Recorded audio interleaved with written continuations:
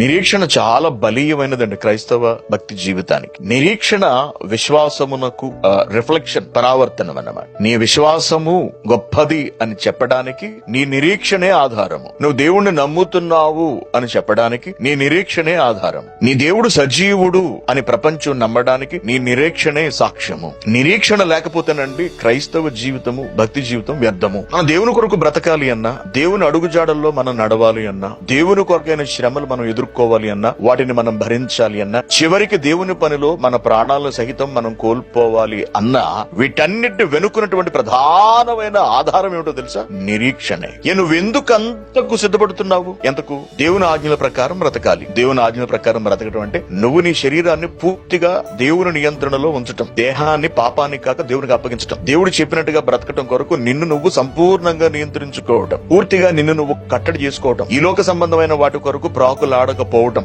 ఈ లోక సుఖాలు, సంతోషాలు, ఆనందాలు, బంధాలు, బాంధవ్యాలకు నువ్వు బందీ కాకపోవటం, దేవుని కొరకు జీవించటం. ఇలా బ్రతకడం వల్ల కలిసి వచ్చేది ఏమిటి? లోకం అంతా ఎంతో సంతోషంగా ఉన్నారు, హ్యాపీగా జీవిస్తున్నారు, ఎంజాయ్ చేస్తున్నారండి. ఆడ మగ తేడా లేకుండా అందరూ హ్యాపీగా బ్రతుకుతున్నప్పుడు, వాళ్ళందరితో కలిసి మనం జీవిస్తున్నప్పటికీ కూడా వాళ్ళను అనుసరించి మనం బ్రతకకుండా, వాళ్ళు చేస్తున్నట్టుగా మనం చేయకుండా, వాళ్ళు ఎంజాయ్ చేస్తున్నట్టుగా మనం ఎంజాయ్ చేయకుండా, అన్నిటినీ నియంత్రించుకుని మనం ఎందుకు ఎంతో జాగ్రత్తగా బ్రతకాల్సి వస్తుంది? ఎందుకంటే ఒకానొక దినమున మనం బ్రతికిన ఈ బ్రతుకుకు తగిన ప్రతిఫలం దక్కుతుంది. ఇటువంటి జీవితమే దేవునికి ఇష్టమైనది కాబట్టి అటువంటి బ్రతుకును మనం బ్రతికి ఆ పరమాత్మని సన్నిధికి చేరుకోవాలి. మరి ఇంతలా మీరు నమ్ముతున్నారు కదా, ఇంతలా మీరు బ్రతుకుతున్నారు కదా, మరి నిజంగా అది మీకు దక్కుతుందా అని ఎవరన్నా మనల్ని ప్రశ్నించారనుకోండి, అప్పుడు మన దగ్గర ఉన్నటువంటి సమాధానం ఏమిటి?